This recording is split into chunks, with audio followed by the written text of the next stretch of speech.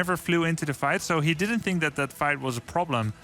And I don't know, like either completely misread the situation or his teammates informed him wrongly. No, we're fine. Yeah. Or it's like he didn't have cooldown on fly. Because the thing is, if you see a false set player idly, not really doing anything, they're clearly looking at the minimap, they're clearly looking somewhere else on the map, they're not really paying attention to the place or location where they're currently at, so there was definitely some sort of miscommunication going on. But as a false set player, do you have to have the instinct and actually decide for yourself when to fly in, or is listening to the shot caller more important, Dread? I think just on trust alone, trusting your team. And as a support, you have the same concept, right? Like if a support is clearing a lane, especially as like Rhaegar, if your team is getting engaged on and they say, we're fine, you trust them, you min-max by clearing the wave and you don't adjust to them. It's a trust thing. Obviously, in an ideal world, it's like, oh, they aren't fine, I make the adjustment, I adapt accordingly. But realistically, if your team tells you one thing, you should have enough faith in them that they're correct. Okay, so we can't really blame the false set player in this case. If it really was. Yeah, we don't know what it was. We don't know what it was, but in that circumstance, I'll blame him. It's fine. Right. Let's actually take a look at the map.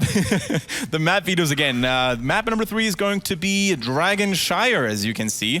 A very lovely map indeed. It's a very small one, similar to Tumor's Bridal Queen, so it's going to be played out very aggressively. Grubby, talk us through the map once again. Well, Dragonshire, a triple lane map where you have to capture both the north and the south temple simultaneously, at which point you can start to channel the Dragon Knight, and it will be a 4-second process to actually capture him with a hero that's present there. Now that does mean that as long as you control one of the shrines, there's no real pressure to defend the middle, but once those double lasers are there for the opponent, there's this huge dilemma. Do you capture the top, the bottom, both, or do you just poke the opponent off of the middle? And this gets ever more difficult as you start losing members of your team sometimes. So global presences are very strong here. We see even some kind of Viking play sometimes. Falstad, Brightwing, Dahaka are very strong here. And you need to be able to take care of yourself, because this isn't a map where people group up routinely for 5 versus 5s like on Infernal Shrines. So you need a lot of people who can fend for themselves well. Good solo laners, good double or triple laners. Yeah, and as you mentioned, solo laning is really important to maintain that shrine control. And there are certain heroes that have seen a rise in play, especially the Vikings, even a Rexar every now and then with Misha potentially holding a shrine. So definitely there could be some surprises waiting for us on Dragonshire in particular. And Europe was one of the first places where Chen was actually very common on this map a long time ago. Like he does have good mastery and control over those locations, over those shrines for the most part. But still, like, even outside of that, there's still a lot of good options. Thrall comes to mind, Sonya comes to mind. Like, all of these guys are pretty good in those solo lanes. With the rise of Dahaka, it actually feels like globals are now more prevalent than solo laners. Like it seems like a lot of teams are actually preferring to, I'd rather just do well in the 4-man. Top lane, you know, just solo, it doesn't matter that much as long as we have a global to accent. It seems like that's where some teams have gone, but I mean, Aethero Angel might be able to pull out the Chen at any opportunity. But I mean, what you mentioned is a good point. Like Dahaka, specifically on this map, is something that, because the bushes are in the positions that they are, right next to the shrines. I'm like, hi, I'm Dahaka. I'm right next to you right now. Like after being way down at the bottom. So there is a huge validation for your point that you're making here because of the layout of the map in particular. Yeah, and Dahaka, you know, he's always good for those surprises. You mentioned it, Kalaris. And the fact that so sometimes Dahaka actually has that problem where he uses the Brush Stalker to appear at the bush, and then he's too far away to actually still make an impact in a team fight. And Dragonshire, that's not going to be the case because you're ever so close spawning to the enemy team where you really want to be. Let's actually take a look at the draft. We're finally ready on Dragonshire, and Johanna being taken away out of the equation here for the chips. They counter it with an Illidan. Kel'Thas, please. It must be. It's got to be, right? You know, with the Johanna ban, out of curiosity, now that I see that and then think back to the previous draft and number 1, is it just because they believe their opponents are actually good with Johanna, so maybe they wanted to deny it in the first game, as well as, you know, I guess use it? But it's really interesting to see that correlation, right? Yeah, it is. Man, but Tassadar is somebody we haven't touched up on, is very valuable on this map because he provides a wave clear. With Johanna going to be off the table, it is going to be even better because both teams are going to be looking, where can we make up for the wave clear, because those mid and bottom are so close on this map. I do think we're going to see a Thrall this game as well because of the solo laning. I think that is something that we can look forward to here. Other than that, though, I don't really know. Now there has been a theme going on throughout this draft and many other best of threes and Heroes of the Storm lately, banning Illidan every single time. Is there actually a situation, especially if you take a look at Dragonshire, for example, where his chase potential doesn't really come to full fruition, where you wouldn't want to ban an Illidan, or do you think it's a 100% must-have? It's a confidence thing.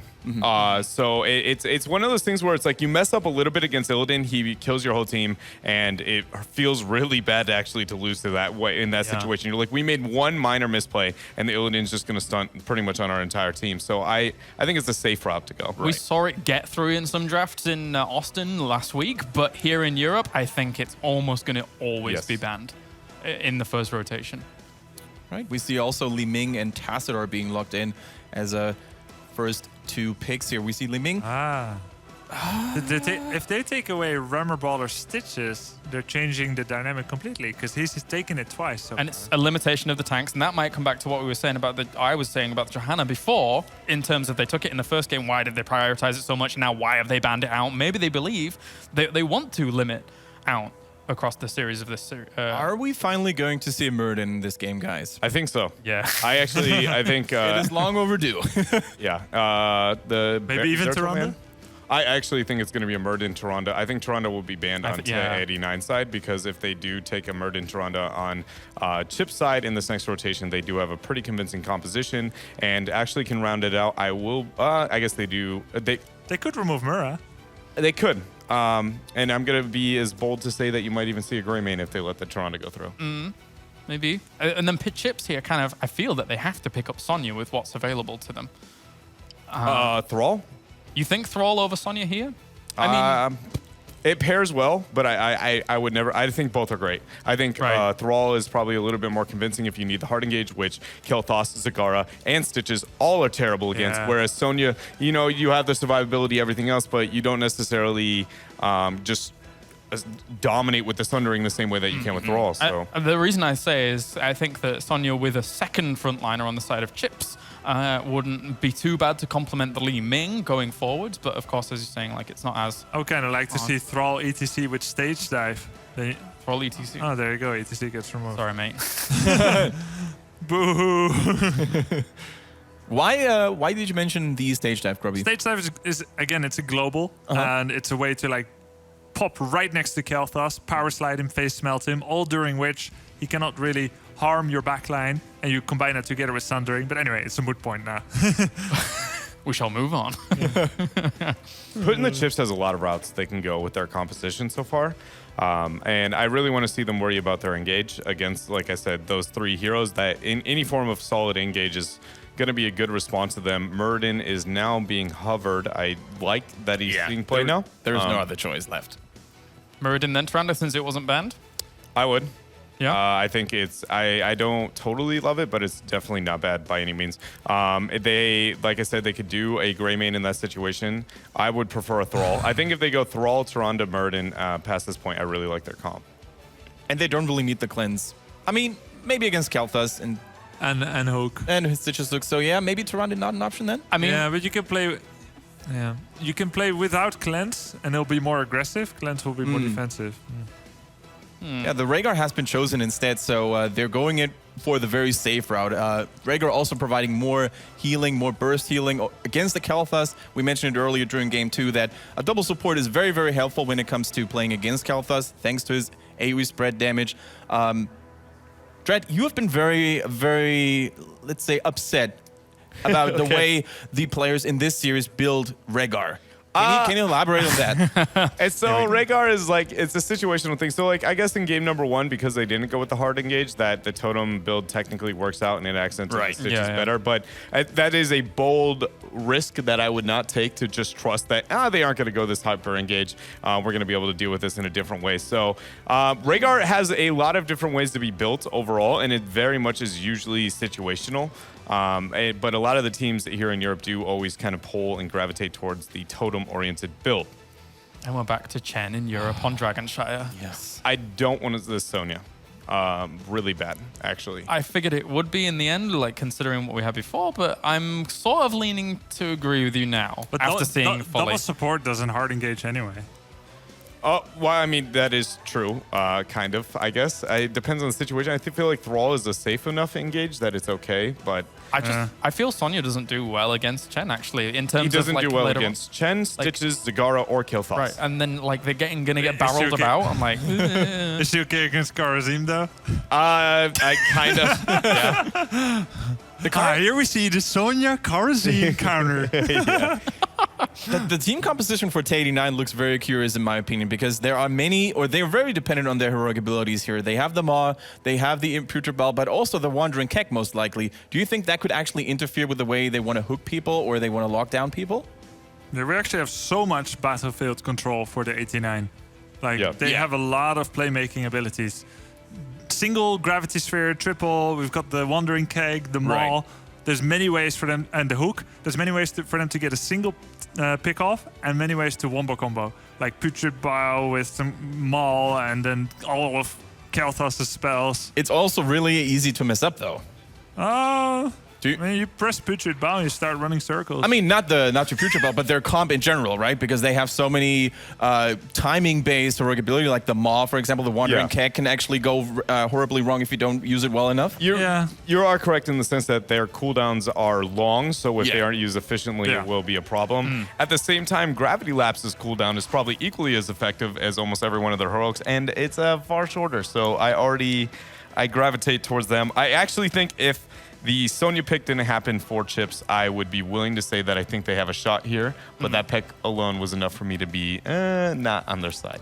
Yeah, so let's actually take a look and get some predictions in here, guys, because you know we're all about those predictions. We all want to make sure to get your opinion on it. Before we move on to our experts here on the desk, we're actually going to encourage you to actually use the hashtag HGC on Twitter if you want to let us know what you think about this whole situation here. Which team is going to take it? Which team is even going to make it for the championship in a whole?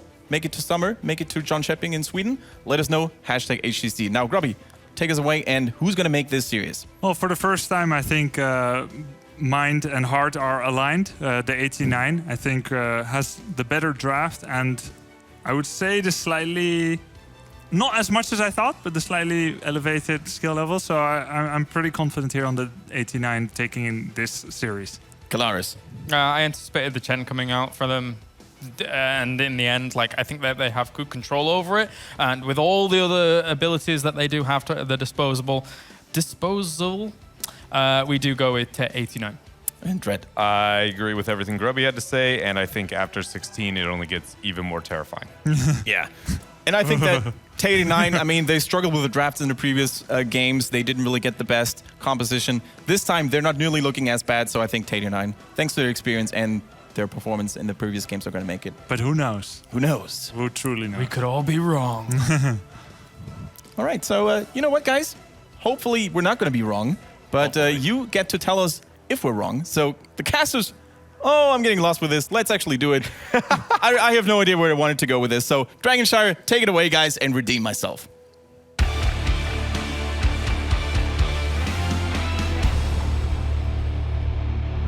Thank you very much, Kendrick, as we do get into Dragonshire here for game number 3, of course. And TEH89, this looks like the first time in this series that they've kind of taken the bull by the horns already before the game does begin. As we get into game number 1 here to start things off. And it's going to be TEH89 on the left-hand side with Grand Paquette going to be playing Karazim, Athero on Shen, and then we have, of course, Zarmany going to be playing Stitches. Over here we have Sports Billy on Zagara, a very familiar face to him, and Eternal playing on Kael'thas.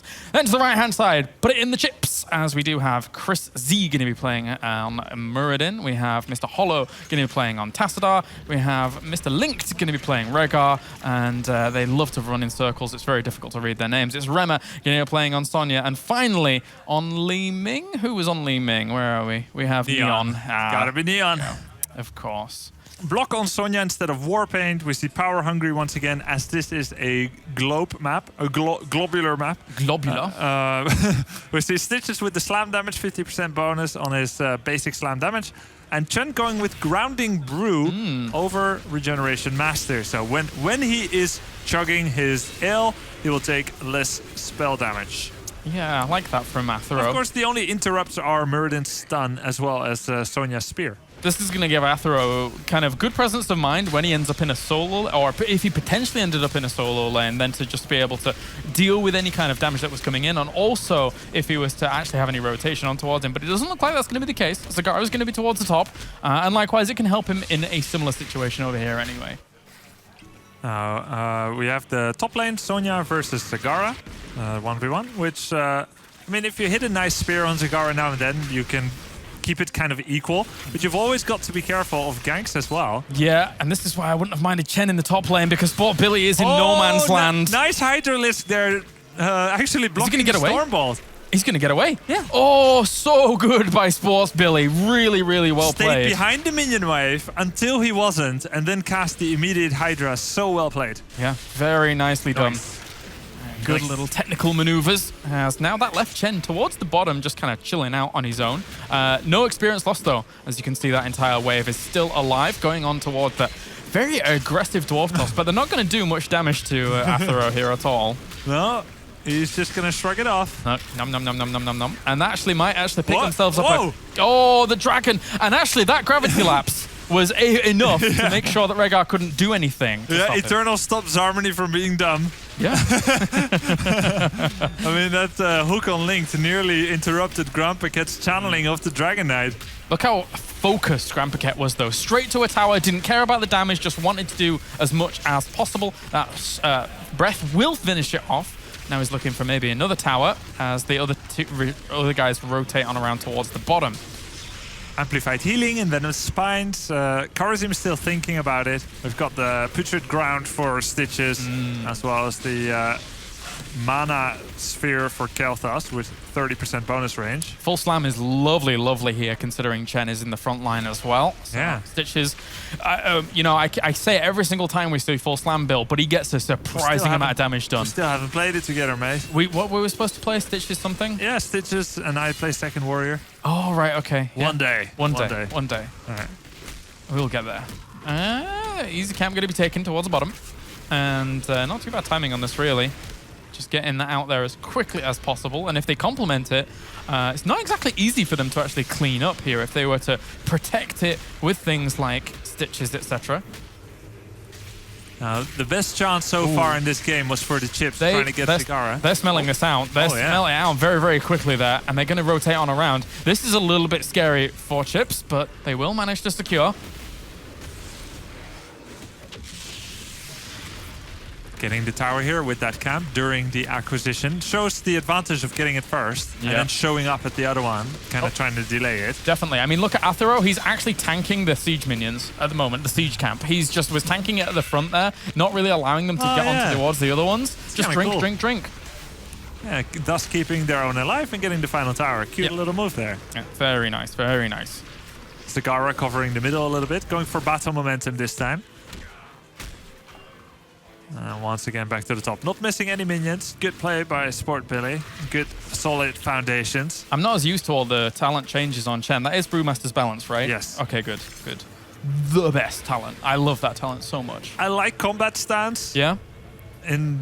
But you really miss the movement speed. Right. Like, I could do without the bonus regen, even though it's really good. I've made so many escapes with spamming my abilities and running away as quickly as possible. Yeah. Just, even when I'm on full, you know, like, oh. The way that combat stance works out is really attractive. You keep your shields for 5 seconds, and it used to be better, in my opinion, before the scaling changes. When you combine it with Boulder flavor, you would have like a 1500 to 2000 HP shield, but they nerfed the drink.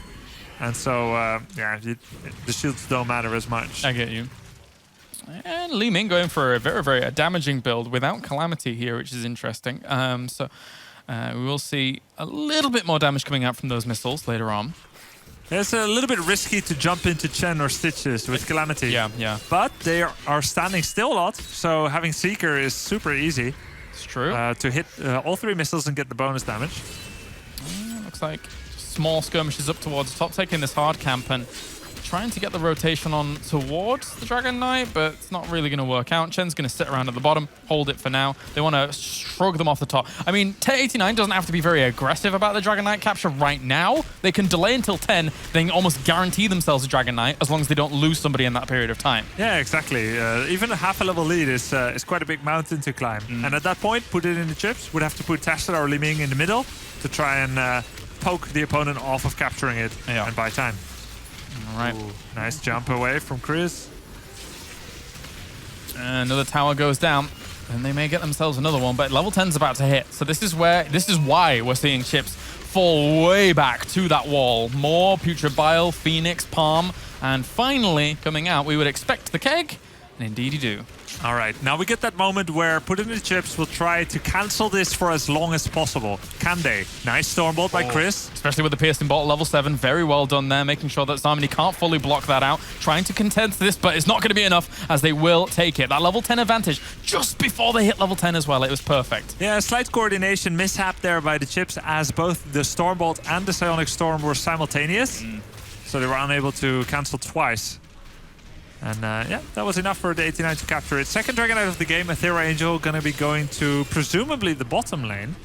And the problem for the Chips here is that if they ever wanted to try and take a full-on engage against that Dragon Knight, if the entire team was there, all they would have to do is kick Muradin away, and that would be the end of the engagement for the Chips. So they do have to be careful about combating this kind of assault. Look at this, a 4 versus 3 engage by the Chips. That's going straight for Kel'Thas. That was actually the perfect opportunity for them to try and blow someone up considering the circumstances, but they didn't get him. Oh, barely gets away. The Palm did not proc. Going for him still. They should be able to get it. They will pick up Kel'Thas. That's one going down. That's first blood. But at the same time, Dragon Knight got a lot done mid. Yeah, Aethera Angel decided to go to the middle, having his team 3-man push bottom. Zagara still at the top, and Sonya actually came to defend the Dragon Knight a little bit. Remember, was forced to, so it gave Sport Billy some damage up top. So either way, the 89 got value in 2 other lanes, even though they lost the bot lane. Another easy camp once again, so they can escort that down towards. The thing is that because the wall's gone, they can try, in essence, to threaten Fort with that, as long as they orchestrate it in a similar fashion to the way they did before. Yeah, and it didn't really matter that they lost Kel'Thas there. Like, it looks spectacular and everything, but that took quite a while. And as we said, they lost into other lanes, and now the wall is exposed. Yeah. They're still higher level. Death for a 4, losing Soak in mid lane for a little bit during... I think it was on... Yeah, first they lost... it was completely Dragon Knight against nothing. Right. And then Sonya rotated middle, and then top was losing out. All right. Well, we do have shields being thrown down onto this, but again, look at it, escorting this camp and always taking it before their opponents. It's tanking their opponent's easy camp as well. Yeah, this time they were not able to because the siege camp was already in range of the opponent of the 89 siege camp, but they killed it fast enough to still be able to escort this all the way to the fort. Now we're going to get level 13. Sonya needs to do good damage up towards the top to compensate for this, but I don't know if she's going to be able to kill things fast enough. That's a 4 going down. That's 13 coming in. Meanwhile, Rema, 2 towers? Yeah, I mean, it's it's surely better than dancing around with 5 people in the bot lane and still doing nothing because you don't want to fight the talent down. It's not worth it, but it's better than like doing nothing at the bottom with all 5 of you. Yeah. And that night camp now going to be sent over towards the bottom lane. While this one gets taken towards the top, the other one has just spawned on the side of TEH89. So at least they were able to take the neutral one. No keg been used just yet, as Aethera hasn't... Well, he hasn't even been involved in many of the team fights, to be honest with you. He has just been sat around in that bottom lane. And no reinforcements for him, but he might have to use it in a moment to escape if he's not careful. Yeah, and does he use it fast enough? He will first just jump over. He has the bonus movement speed, 120%. He can jump on the wall. Should be fine. Getting on our way. Relentless, no problem. Yep. 0.75 second stun from Muradin only. Okay, Stitches wasn't there. Stitches was actually doing the Knights. He needs to come around and actually, if they wanted to take that, but at the same time, Eternal under a lot of pressure there. And he will get absolutely blown up. Thunder Strike. Yeah. Glass Cannon Disintegrate. Yeah, they were putting their chips over too many locations there, or at 89. Nice one. Way too spread out to try and seize the Dragon Knight and take the hard camp. Bit too greedy, I think. Yeah.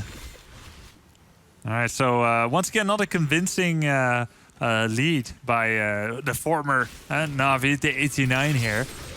Just about half a level.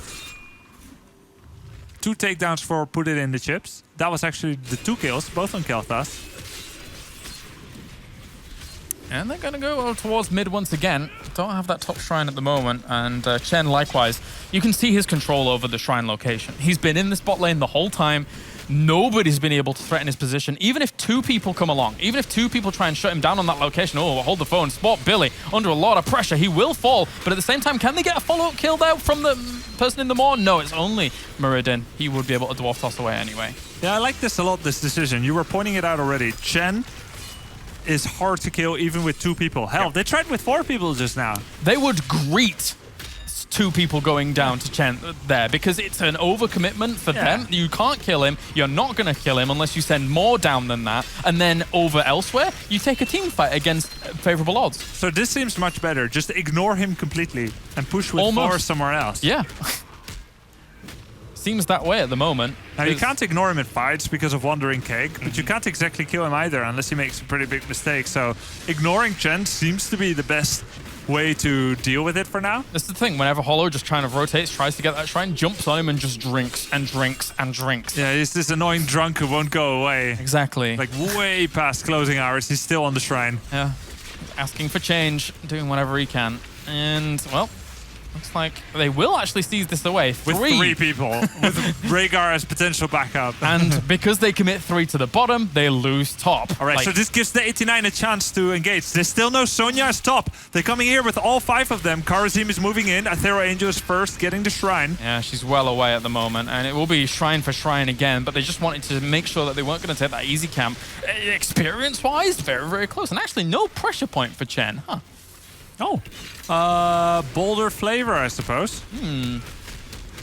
Let's see. He has bolder flavor there and a quicker chug. You know the funny thing? I can't even recall. Every other level 16 tanks, I'm always like, oh, it's pressure point. But so he's got like a quick chug where it takes less time to drink full.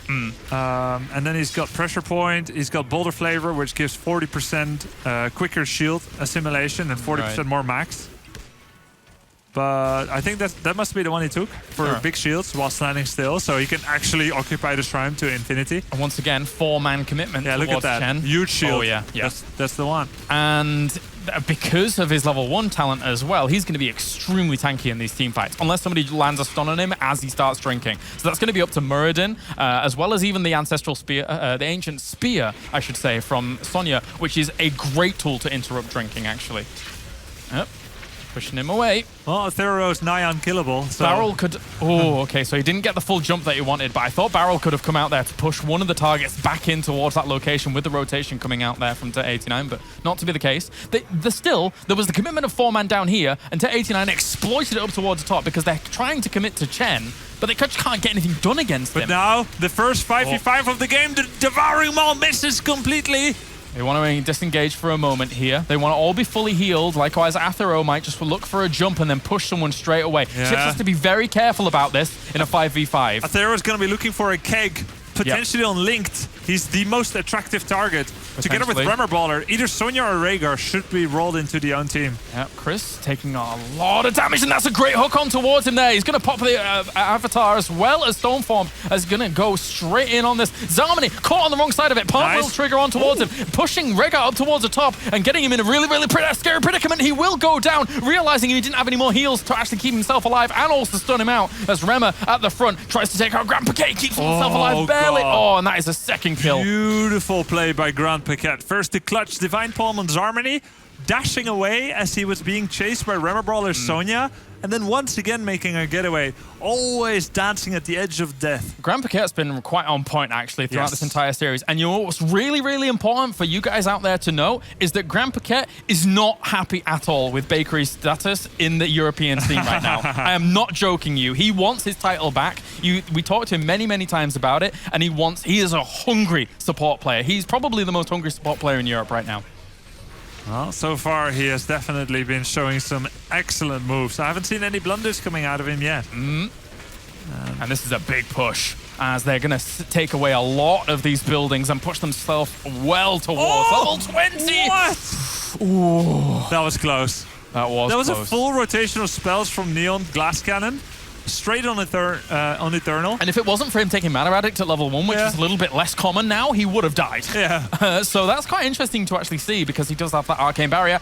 Rema coming in from the left-hand side. Flanks. Oh, dropped the more on himself to try and save him, just in case Rema was to walk forward just a little bit. Actually sees Crisplosion in that. Ancestral Heal's going to land on towards Rema. Maybe they can kill off Zami, but I don't think so. Palm is still available. They're just going to disengage for now.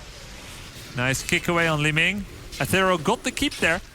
And we'll be able to go back. And at this point, the 89 should want to disengage, rest on their laurels until level 20, and then find a new plan of attack. Really good disengage. And He's dancing. Athero's having some fun. He can't get anything done here with the last few seconds of the Dragonite anyway, so why on earth not have some fun in a video game, Grubby? Yeah, I agree. All right, so level 20 rapidly approaching now. To be fair, Put It in the Chips have got themselves still in an okay position experience-wise, considering their structural integrity on their side of the map. But with this level 20 now hitting, they've got to be very, very careful about the ensuing fights.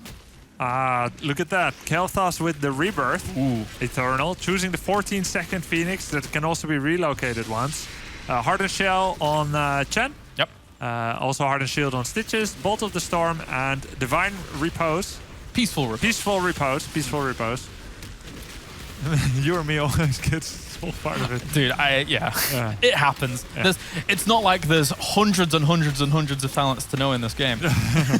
But you're right. This is kind of cool to see out of him. You know what I'm a huge fan of? Taking the extra keg speed on Chen at level 20. It's the most fun thing in the world, but very impractical. Because when you hit people, you get fast to the point where you actually go through them. Yes. Yeah. And it's like, damn, I just wanted to push you all the way to my side of the map. Yeah, it's like stepping on a car that goes way too fast. Right. It's like, yeah, you actually have no control over it. Don't do it. I was thinking more of a treadmill. When you set the speed really, really high and you just kind of slip off it. Yeah, it's like 10 kilometers per hour. It's like, no, I can't keep up. Oh, I'm rubbish at sports. I'm a nerd. I can do 10, by the way. All right, well, taking this Knight camp, and we do have Hardened Shield, Storm Shield, Temporal Flux, as well as Hardened Shield across the side of Put It in the Chips. Zagara are going to be setting up their Sport Billy for the first shrine acquisition, which means that once she rotates bottom, we've got this 5 versus X situation here, where the Chips cannot give this shrine up easily. Because Zagara's going to come bottom now, so the Chips would want to capture her on the way, and that's what they're trying here, but they would need to actually go all the way to the left side alley to find her. Find him. Him playing as her. It'll do. Yeah. So now this is a pressure situation for the Chips, who cannot give up this position, unlike the 89. Yeah, that hard camp is going to do a lot of damage up towards the top if they're not careful. Whoa! Athero! Oh, jumps on out there, gets himself away. God, there was a lot of damage from Li Ming. Like, there's always a scary thing in Chen's mind where it's like, oh, do I start drinking now? But no, there's no way you can start drinking in that situation, even though you're taking a lot of damage. You've got to get out. Yeah, I was thinking he'll stay there since he turned on Hardened Shield, but as soon as it would all run out, he would still die in the follow-up. Yeah. So scary position. I learned something. Don't stay. No, got to get out. But look at how much damage this is already doing up towards the top. 2 towers going to go down. Obviously not as impactful because we're beyond level 20 for those Storm talents, but still. It's still 4% power level difference. Yep. And now, both temples. Oh, both shrines. Ooh. No. Oh, very well done by Chris. Yeah. Very well done by Chris Explosion.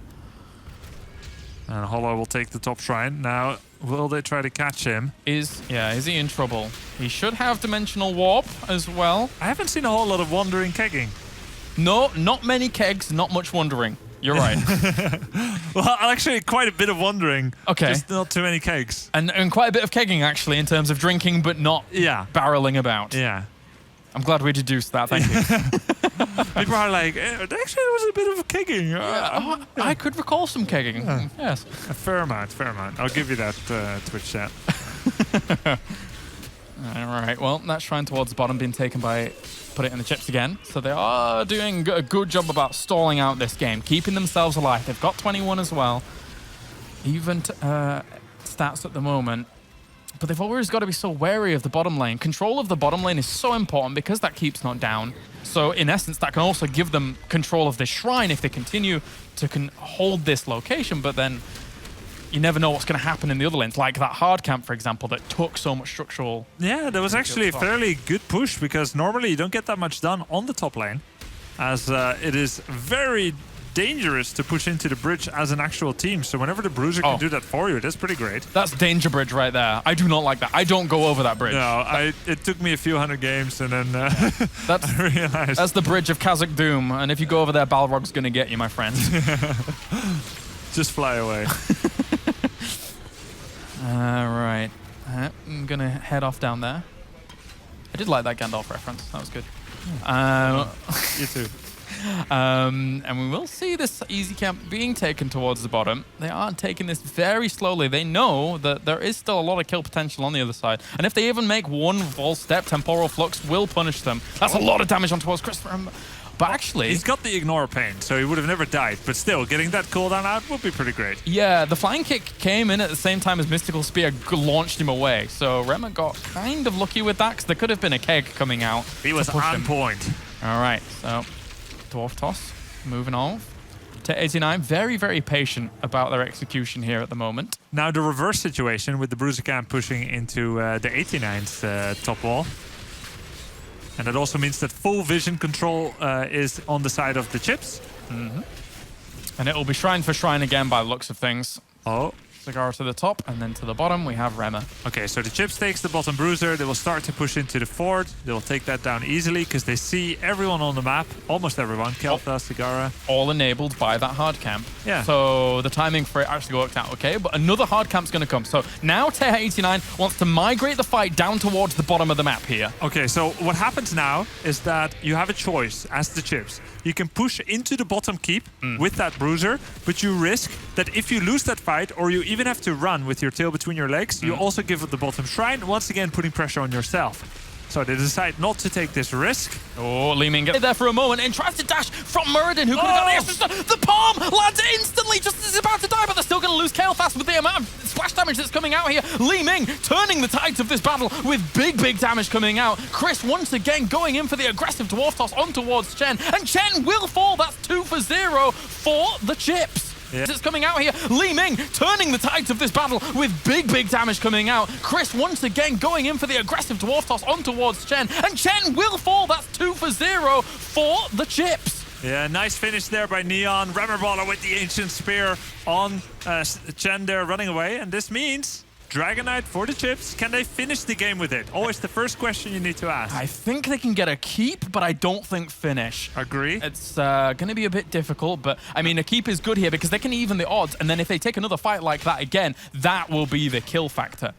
Now they will go from the bottom, as it's clear. No point to waste time on the fort. Kael'thas and Chen will come back. Oh, and very clever as well. I like what they're doing. I like that. Breaks down the wall, gets on out of there. That was a good hook for sure. Yeah, there's like 10-50% bonus damage on the Dragon Knight for no trade-off. Yeah, very nicely done as Chris has, Hollow has to panic and get out of there. But Chen and Kael'thas still not here. If they were able to get a follow-up kill, and that's a double stun on towards there, as Sports Billy has to jump away. Whoa, Chris, that's way too far. He might die. Stoneform's keeping him alive for a moment, but he will fall. And they could lose a lot here. No. They're going for the core, but they have to kill it now. If they don't kill it, they lose. If they don't kill it, they lose, and it's not going to be enough. Look at Athero keeping the Dragon Knight away, and they're going to lose everybody here, and that is going to be TEH89 able to just walk over the other side and finish this off. That was a huge commitment that they didn't necessarily have to take. I don't know if Muradin could have done 29% of difference, but he certainly would cause some disruption, some bonus damage. I don't know. It was slightly poorly executed. I don't know if it would have been enough either way. The GG has been called, and as is custom, we will actually just end the game there because, of course, yeah, we know that they're going to kill the core. Yeah. Both these teams know, so we will not see the core blow up. A huge commitment from Put It in the Chips in the end. And I didn't expect that to come out at all. I'm wondering when that decision was made. So they got the keep, and the Dragon Knight was still 60-70%. And at that point, they must have said, let's go for it. That sort of thing doesn't happen automatically. I think they expected to get a kill. But then why does Muradin chase after Zagara at the keep? It's a tough one. Still, I don't know if it would have been enough had he not done it. Cigar would also come back to life, would start damaging everyone. Right. I won't say that 29% was a clear thing. In fact, yeah, there was many small little things on both sides that happened there. Maybe we'll have a replay of it. I don't know. Boys joining us in the desk once again. Yeah, what a game here. Your thoughts? It was a very unexpected outcome, wasn't it? I feel like we predicted that, but they got such a big lead on the side of Chips that it was like, hello? And then, they at the very end, I felt like it was panic. See, it kind of seemed that way, right? Yeah. It did kind of seem that way. I assumed their game plan was to go down towards the bottom, even out that lane, and then maybe find another fight later on. Because I thought that their late game team fighting, with the way that they were handling it, with Li Ming having a lot of free reign in there, especially that last team fight, was fine. I think they probably could have executed that again, but I guess they were a little bit scared in essence. Yeah, it was interesting. What I thought they were going to do is rotate bottom, take out the keep, rotate through mid, take out the fort, take out the front wall, take a fight possibly in that area. Right. Because then positionally it's closer to your opponent. So if you win in any way, you can siege up, make more out of the situation. But I mean, Sounds good. Yeah. Especially in hindsight. But even that was even before it. Yeah, I mean, I feel like if we learned anything coming out from that game from those two teams was I felt like both of them rotations were weak. Both of them, very much so. In a lot of ways, where it was like, so they grab a camp, they have it sieging up in some way, shape, or form. They can capitalize on the opposite side of the map, and all they did was just dance around each other. Then it was like, all right, like there was a night camp taken, respawned, and then taken again, all within one shrine phase. There's a problem there in some teams. Weak or wary? Both. Even you could see there was one specific team fight where thought process and understanding of the decision making. I felt like that Chen had almost no influence on the game at all. No abuse of his hard to engage that he can provide post 16. Except for the end of the match. I mean, except for the very end, which is then the barrel value comes in. Let's actually, before we get lost in discussion here, let's actually take a look at the first highlight and the first replay of this game. All right, so this is one of the, obviously, a mid-level skirmish going out here, and a lot of this is going to be Grand Piquete. So I talked about my hype on him and how much I... The match. I mean, except for the very end, which is then the barrel value comes in. Let's actually, before we get lost in discussion here, let's actually take a look at the first highlight and the first replay of this game. All right, so this is one of the, obviously, a mid-level skirmish going out here, and a lot of this is going to be Grand Piquete. So I talked about my hype on him and how much I valued him as a player. He already gets a great palm there, dashes out, keeps everybody alive in this situation, then ends up keeping himself alive here in a moment, just essentially gaining a lot of value everywhere. And it's something where that we brought him up earlier and how I said he was my favorite support in all of Europe, except for now with Bakery showing diversity. He proved it. And Karazim, for me, is absolutely one of my favorite heroes in this entire game. Yep. And let me tell you out there, it is not easy to manage your dashes, especially at this level. Yes. Manage your dashes, keep everyone alive, and keep yourself alive. Because there are stuns on the other side, you have to keep an eye on people's cooldowns as to how AoE damage is going to go down as well. So, big ups to Grand Piquet. Yeah, definitely. We saw some sick Karazim plays there for sure. Let's actually take a look at another replay, I think, a little bit later in the game and the deciding moment. Yeah, so this is obviously a pretty convincing team fight. Barrel coming out really, really early in this situation. And look at Grand Piquete actually completely isolated positionally. Li Ming, Neon getting a large amount of bursts coming out there onto the team here. And look at Sonya is about to get the max value here, where I thought it was going to be essentially the Thrall, and I talked about how I didn't like it there. Her spin to win and her aggression that she got here is essentially what gave Chips the false sense of victory kind of here in this game. Yeah, that's really, really good. And hey, we have a guest here at the desk. Hi. Very nice to see you. Ace of Spades, how are you doing? I'm doing fine. I'm now coaching the 89. Team is doing pretty well so far, but I think Grand Piquete carried us this series a lot. He was very impactful in the first game. I think that team fight was lost at the end, but he got an insane palm, like 0.1 second, and then he shocked. So we know that Grand Piquete is always a rock solid support where you can rely on that him performing really well. Another thing that has been going on in your team especially is the departure of Alex and the replacement for Aethera Angel. Do you have like a different mentality in the team now that Alex is gone, or do you think you just elaborated and improved overall? I think Alex is a great asset, and I respect him a lot as a player. He has a great work ethic, which I like. Like, we're very like-minded. We will like play all day and think about the game all day. But he didn't go along very well with some people in the team, and Aethera Angel is like a very nice person to work with. And I think that the team works better together now than it was before. Yeah, it really shows that some of the team fights were very well executed and played very cleanly. Something that we noticed in game number 1 was that you picked Sonya and Johanna very early on, but you didn't go for that all-in engage comp. Instead, you played it safe with Blessed Shield and Wrath of the Berserker. Why? We thought about it, like Dreadnought I think said, he was curious to know if we thought about it. And it's like, tournament match, maybe not next time. And we went for the safe instead.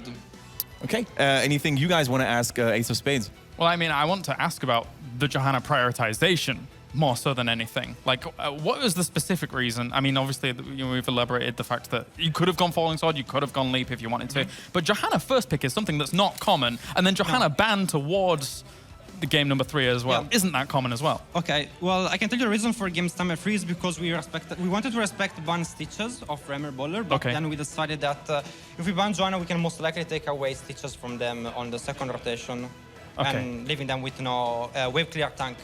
Because I don't think Cleric is really good at the moment. Okay. And on the first map, might have been a mistake, but we didn't expect them to have such a solid Stitches player. Okay. I think I've got the reasoning. I wrote it down on this piece of paper. Oh no. Later in the tournament. Okay. We'll keep this here. We'll see if it's right. I like that. I like that.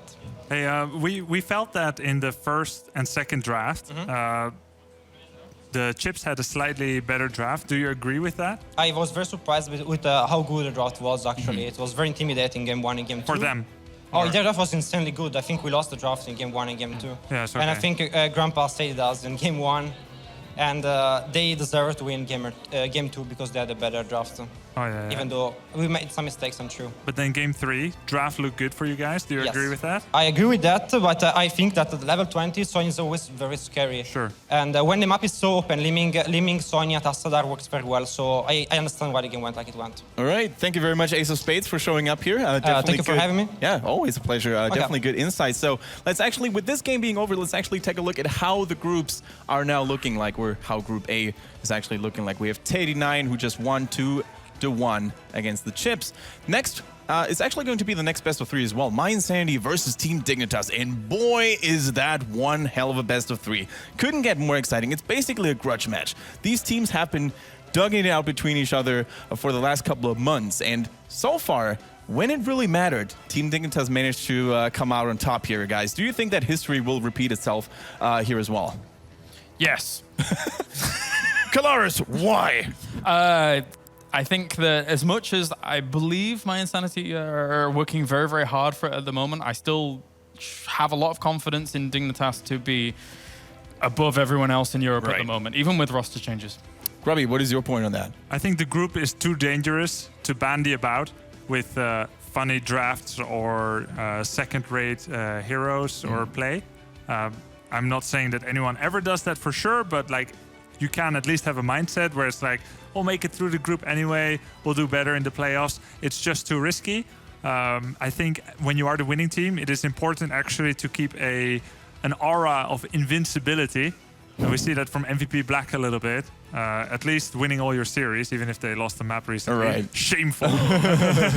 No, but yeah, so I think it is in Dignitas' best benefits to win, and I believe they probably still have enough strength to do it. But my Insanity has been close to take maps before. Yeah, they have been really close to taking maps, and I mean, they have done it in Katowice during the Spring Global Championship, so it's not a thing of impossibility to actually take a map off Dignitas, although they looked extremely strong during the first European Regionals in Leicester.